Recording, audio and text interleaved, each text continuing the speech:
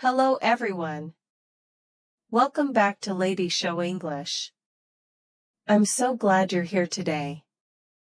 In today's lesson, we're going to explore an interesting topic about museums and how they're changing to attract more visitors. This is a great topic because it combines culture, business, and everyday life. So let's get started. Museums around the world are trying something different. They're opening their doors after normal visiting hours to offer special experiences. In London, visitors can now do unusual activities in famous museums.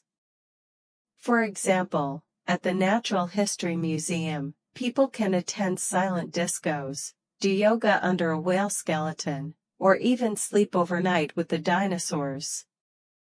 The British Museum recently held a unique dining event where guests ate noodles while sitting across from a samurai armor display.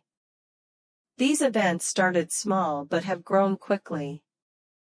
The Natural History Museum has hosted over 250 sleepovers and 80 silent discos since 2010. So you might be wondering, why are museums doing all of this? Well, there are some really interesting reasons behind it. Let me explain. There are several reasons. First, to attract new visitors. Many people who come for these fun events might never visit the museum during the day. They come for entertainment but end up learning about science and history. Second, to make money. Museums in the UK offer free admission to their permanent collections, but they need income from other sources. After-hours events, both public and private, help museums pay their bills.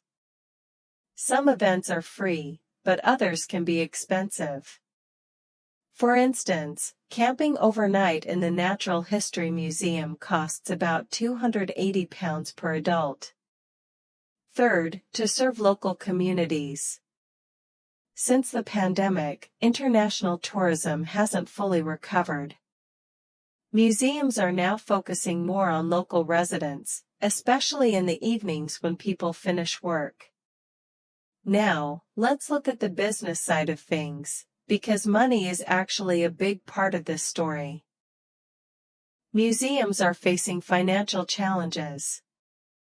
They receive less government funding than before, and building maintenance costs keep rising. Private events have become crucial for survival. Companies can rent museum spaces for product launches, fashion shows, or parties. The British Museum hosted 79 commercial events in 2024. Renting the entire Natural History Museum for one evening costs £75,000. These events generate essential revenue while introducing new audiences to the museum's collections. Alright, now that we've covered the main story, let's focus on some important vocabulary that will help you talk about this topic in English. In this lesson, we'll explore 5 important words from the story, complete with their meanings and example sentences to help you understand and use them effectively.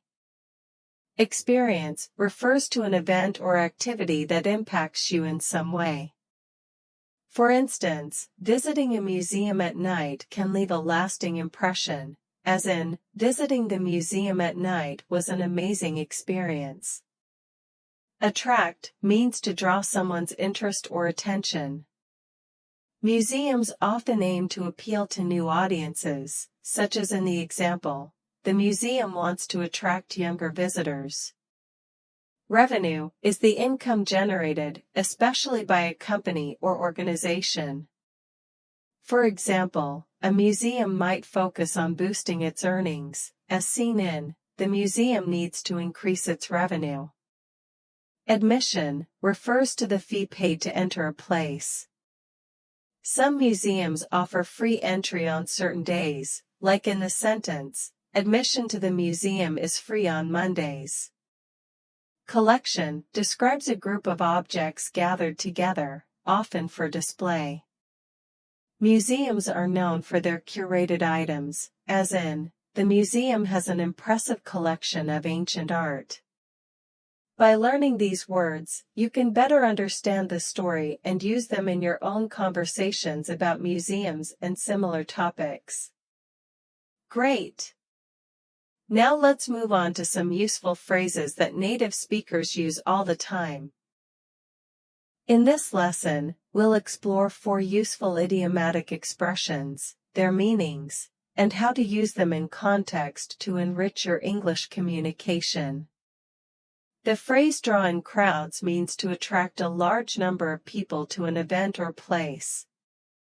For example, a unique or exciting event can pull in many visitors, as seen in, the special exhibition drew in huge crowds. Balance the books refers to ensuring that income matches expenses, often used in financial contexts.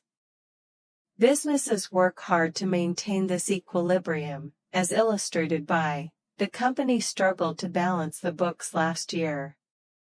To blow away the cobwebs means to remove outdated or dull elements, making something fresh and exciting again.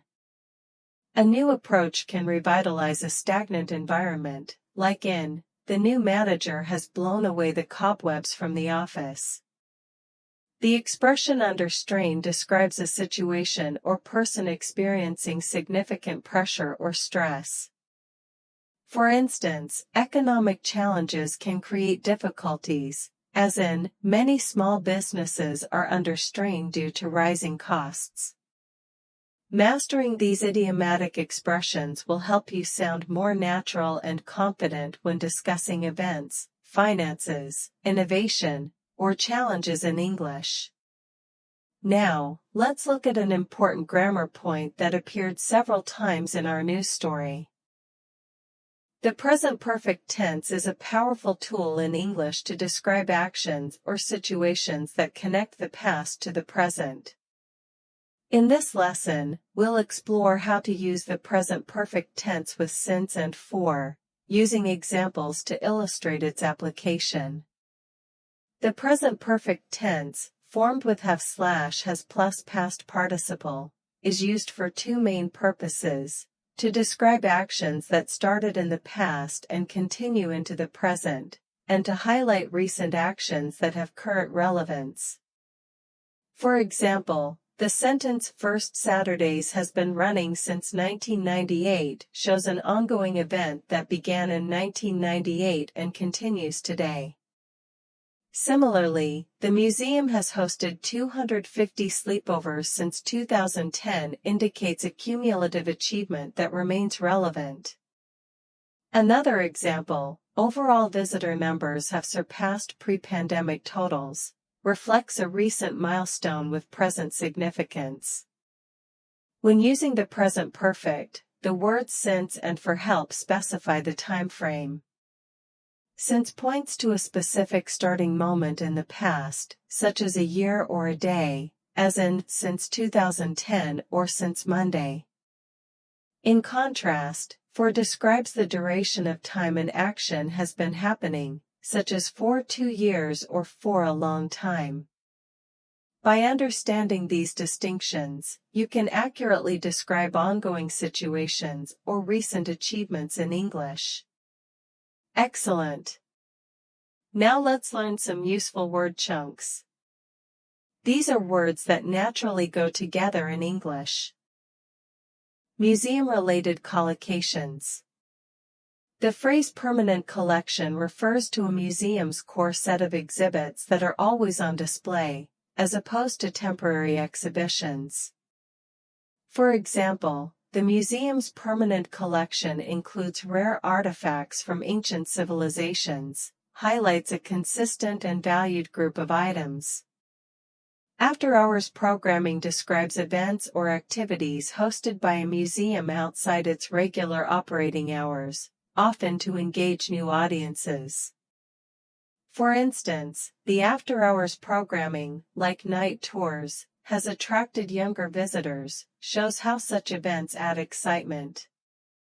Visitor attractions are features or exhibits designed to draw people to a location, such as a museum or city. An example is, the city's visitor attractions include interactive science exhibits, which emphasizes appealing destinations for tourists or locals. Business collocations. Revenue streams refer to the various sources of income for a business or organization. For example, the museum diversified its revenue streams through ticket sales and gift shop purchases, illustrates multiple ways of generating funds. Funding shortfalls describe situations where an organization lacks sufficient money to meet its needs. For instance, the gallery faced funding shortfalls, leading to staff cuts, highlights financial challenges. Commercial events are activities organized to generate profit, often in a business or public setting. An example is, the museum's commercial events, like gala dinners, boosted its income, showing how such events contribute financially. Time expressions. In the early days refers to the initial period of an event, project, or organization. For example, in the early days, the museum struggled to attract visitors, describes challenges during the starting phase. Year-on-year compares data or trends from one year to the next, often to show growth or decline.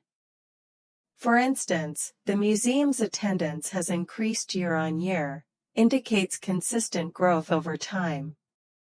Pre-pandemic levels refers to conditions or metrics before the COVID-19 pandemic, often used as a benchmark. For example, visitor numbers have returned to pre-pandemic levels, shows a recovery to earlier standards.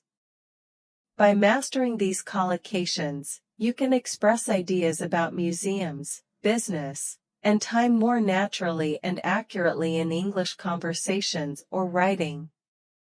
Before we finish, let's expand our vocabulary a bit more by looking at related words you might need when talking about museums and tourism. Types of museums. Museums vary widely, each offering unique insights. An art gallery displays visual arts like paintings and sculptures, such as the masterpieces found in the National Gallery. A science museum focuses on scientific innovations and interactive exhibits, like those at the Museum of Science and Industry. A history museum preserves objects from the past, such as tools or documents, to narrate historical events or cultures.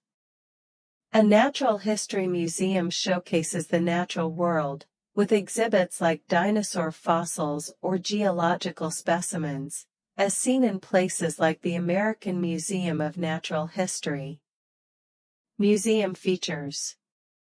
Museums are defined by their distinct elements. An exhibition is a curated presentation of objects, either temporary or permanent, such as a display of Renaissance art. A display case is a protective enclosure, often made of glass, used to showcase delicate items like ancient coins. A gallery is a dedicated space within a museum for specific collections or themes, such as a wing for modern art. The curator, a specialist who oversees collections, ensures exhibits are well organized and engaging. An artifact is a historical object, like a pottery shard, that offers a glimpse into past civilizations. Visitor activities. Museums provide engaging ways for visitors to connect with exhibits.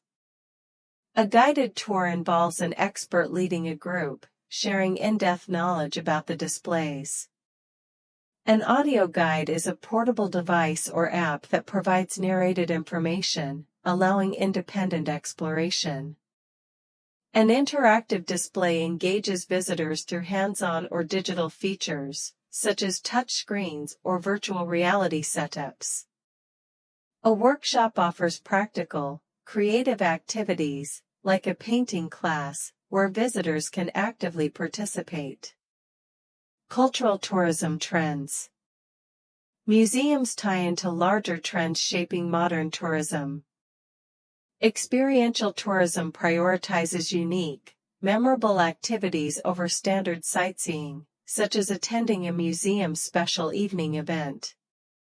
Cultural immersion reflects travelers' desire to engage deeply with local culture, like joining a traditional craft session, to feel like part of the community.